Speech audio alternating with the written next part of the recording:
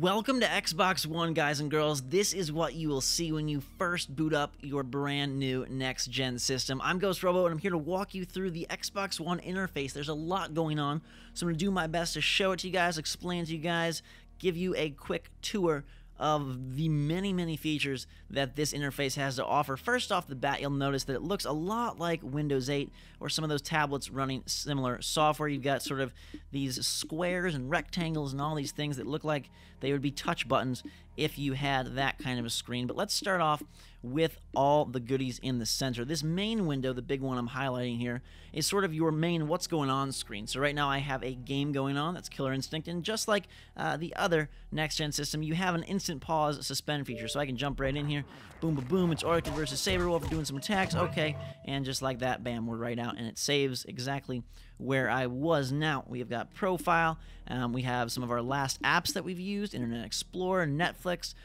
most recent games, Dead Rising 3, settings, things that are installing or downloading right now, and access to a whole bunch of other things. On the left-hand side, these are your pins. Basically, you can pin your favorite apps over to the corner to quick access them if you so desire. Put things like Netflix up here, Skype, maybe Internet Explorer, whatever you would like. On this side is a bunch of advertisements and the way to the store very quickly. Now, jumping back to the center, we are going to start with the profile. They've redone this in kind of an interesting way. You have a very dedicated screen to all this stuff. So we've got friends, followers, which are kind of like friends, but not really, messages, achievements, game DVR, where you'll deal with uploading your clips and all that good stuff. But let's go to my profile.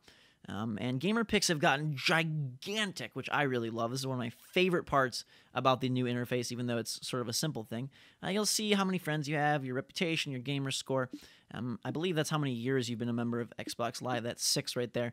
So you can set your gamer pick, and they have all new ones, and so many of them are so awesome. Just to show you a handful here as we scrub through really cool variety. I love it. I really love it. I'm a very creative person, so that's something that's really awesome to me. Also, you'll notice, hey, there's this choose color button, and you probably are thinking, Ghost, why is your Xbox One pink? Well, you can pick any darn color pretty much you would like for the main look of your system. So hey, we want to go with Ghost Robo Blue. Okay, we press the Xbox home button and bam, all of our iconography is all bright blue. And then you'll see again, this replaced Killer Instinct because now it's the most recent thing I have done. If I click on Killer Instinct though, it's okay, it's still right there, and now it will resume its position as the #1 last thing going on. What is Snap? Snap is something that they have sort of touted as a way to picture-in-picture many things. You can plug your cable box, satellite box, TV basically into the Xbox One. It has an HDMI in port, and so you could put the TV up in the top right corner. Now, I don't have a TV connected right now, but if I did, I would hit TV and be able to bring up a little window. Earlier tonight, I was watching an NBA basketball game in the top corner while the game was going on the left, but maybe you want to put Internet Explorer over there, maybe you want to look up a game fact or something. It's pretty cool to split the screen like this. Now, there is a little bit of lag depending on what you're running, your connection, etc. But when it works well, it's a nice feature that I think is going to take time to really dive into and figure out the best applications for and the best uses for you and how you want to make that work, or if you need to make it work at all. It's totally not mandatory, but once you snap something, it adds another little sidebar here of snapping. I'm going to unsnap it now because it will stay snapped wherever we desire to go. Now, let's go to My Games and Apps right now. Here you'll see all the things that we've got going on, and it seems like it's sort of a random assortment, which is similar to the PS4 where it just kind of throws things in line. I don't know why, Dead Rising 3 is here, and Power Star and Killer Instinct, and why are they? I don't know. They split them up in kind of weird ways, and it jumps around based on what you've played last. But there's all these sort of specific menus for each specific thing that you're trying to do. So when you're in your games and apps, it's a very specific menu. If we go to the store, that's going to take us to another new menu. It kind of loads through these layered menus. That's an interesting difference between the PlayStation 4 interface and the Xbox One interface, is that you have sort of, PlayStation 4 is everything kind of on the main screen. Of course, the store is separate, but I feel like it's a very simplistic layout. This one is much more complex, and I've yet to determine if that's better, worse, more functionality, just more chaos, but you have a lot more at your fingertips at any moment to sort of get into, and it kind of distinguishes the Xbox One as a very multi-entertainment focused device. So this is sort of the game store right now. There's limited stuff, obviously. It's launch. You've got your Rise, your Call of Duty, your Forza, all that stuff. You can use codes, QR codes, to directly access and download stuff. I believe the UK version of the Xbox One that comes with like Forza or FIFA comes with the code. You scan it in with Kinect, and it starts downloading right away. Now, I don't have Kinect plugged in. A lot of people are concerned, and it's not mandatory. You don't have to plug Kinect in to play. It does work very well. I'll probably make a video about that later. It just didn't make sense for this interface video because it would think I was talking to it constantly. Every time I mentioned Xbox, it would freak out. So you can, of course, sign in as your different people up here. If you go up to that top little bar, just want to show you what that would do. Kinect can recognize you by your face. As long as you're not wearing many masks, it should work out okay. And again, if we hit home button, we're back here. Now, some other things that we have going on this interface, because it's pretty just...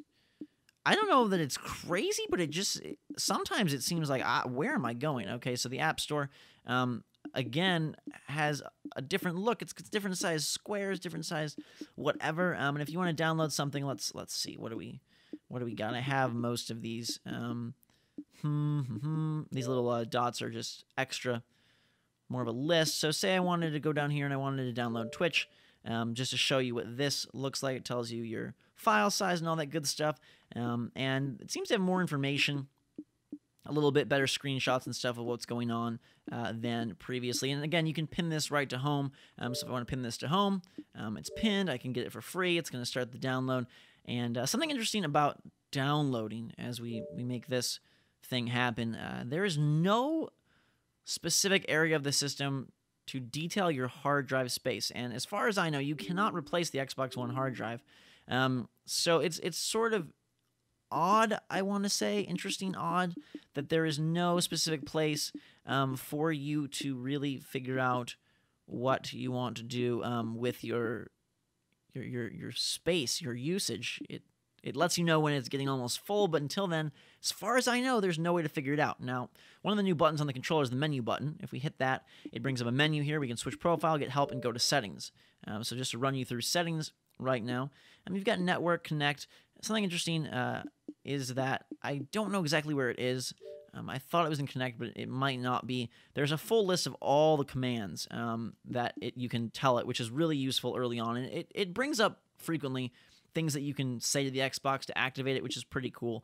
I like that a lot. But yeah, if you go to System, where normally you would find like a place to do the whole hard drive search, I haven't found anything, and from what I've read online, it's not there at all. Anyways, let's not belabor that point. Let's go back to my profile here, because I wanted to dive into achievements, which have changed up a decent amount here. First off, there's 1,000 achievement points for every game. It doesn't matter if it is a downloadable game. It doesn't matter if it's a retail game. There is 1,000. So, of course, it catalogs all your old games. And in a pretty cool fashion, it now gives you percentages, which I like. And all the achievements are nice and big. For the new games, though, it shows, I believe, cool pictures for the achievements. It's supposed to, at least. I don't know if these haven't loaded in or what, but I know some of the games, when you unlock, I guess it's when you unlock them, it shows the picture, so it kind of makes this pretty wall of all your achievements. Haven't unlocked any, but you'll notice these challenges that they have going on, and below your gamer score on the left there, there's 0%, 0 out of 100,000, and then 0 challenges. There's these challenges that I don't know what they really add. I don't think it adds to your gamer score directly. It just adds to sort of your challenge jar trophies, but these different challenges, like perform an ultra on day 1, or defeat 6 different characters in online matches. There's even challenges and achievements for stuff like Netflix. Now, Netflix specifically only has challenges, but if you rate titles, watch 3 episodes in a row, you can get these challenges. They've tried to really incentivize everything. So now there are rewards and special high fives for just about anything you could possibly do on your Xbox One. It does have this like switch between the different stuff going on. So as you saw, if I go into my games and apps, we're getting this load, which again, when you're segmenting and compartmentalizing everything, yeah, it's nice that it has its own little spot, but then I have to kind of load into these different places. So it's not as hyper snappy per se as the PlayStation 4. It is definitely way faster than the Xbox 360. Holy crap, it's nice to be able to, go right in, go right out. You hit that button, and like you saw, you're right back. If I click Killer Instinct, even though it's not my last thing, I'm right there, I'm right out, boom, boom. I want to go through here pretty quick. As long as you've booted them up recently, it seems like it's almost multitasking, and then it saves it, because once you need to get back in this. I don't know. I already was in this, so I don't know. Maybe it multitasks the last few or something.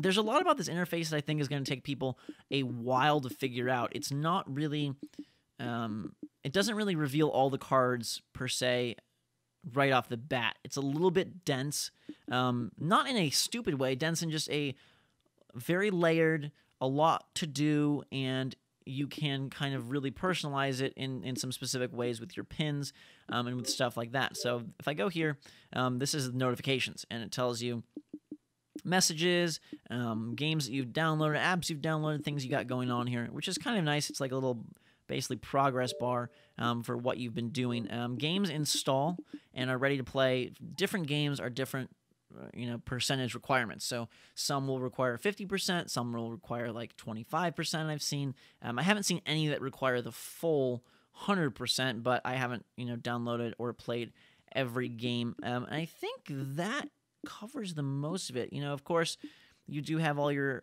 advertisements like I mentioned, and if you click on them, it basically just takes you to the store like you would always expect. There's this very slate look to everything because that's the background, and I can't tell if I really like it or if it makes it feel very plain, like it's missing wallpaper or something. Again, challenges for other things. Got stuff like for FIFA, play 5 online matches. Now we're bringing up the Forza Motorsport Challenge. Drive 100 miles between the launch of Forza and December 31st, 2013. So a lot of these are very time-based, and then you get the reward as a badge and a title. I don't know what any of those things do for you. I'm guessing they just show up on your profile. One more interesting thing I want to show you, because I feel like it does pertain to interface, is when you're in a game. Well, first of all, let me see. I gotta exit back to the main menu here. When you're in a game, a lot of these games have this, what do they call it? It's called the MELD, I think. And it's this Y button thing that when you open it up, it's your news, store, achievements, community. It's sort of like the online portal for that game. It shows up on the right-hand side, the same look every time with those 4, 5, whatever it is, little circles. And you hit Y, and I've seen this in a couple games I've played so far. You've got news here, and you can click on these things, and it's basically, again, an instant way to sort of, again, compartmentalize and categorize everything that you might want from this game, and then you can go, say, view your achievements straight from here. Because hitting the guide button now does not bring up the little guide where you can go to achievements. Hitting the guide button takes you back here, which then you can go to achievements, and if you, go to my profile and you're like, oh, I want to go to achievements, you go down here, and then if you go back, I guess achievements isn't one that can even pin to the top, so that's perhaps why they have it part of this MELD, the achievements, because again, there's no, if you hold the guide button, what happens is it offers you the options of turning off the console and turning off the controller. There's no, instant access to achievements, friends, messages. A lot of it requires you to go back to this home screen, and of course, when a notification pops up, yes, then you can click the guide button to get there, but as of now, you have to go back and see what's up here, and if you want to boot into your friends list really fast, you can do this. Now, part of me has a sneaking suspicion that the reason a lot of this stuff is very layered is so that Kinect easily recognizes it and can easily find it and take you to it. If it was all on the front, I don't know that Kinect could do it as well.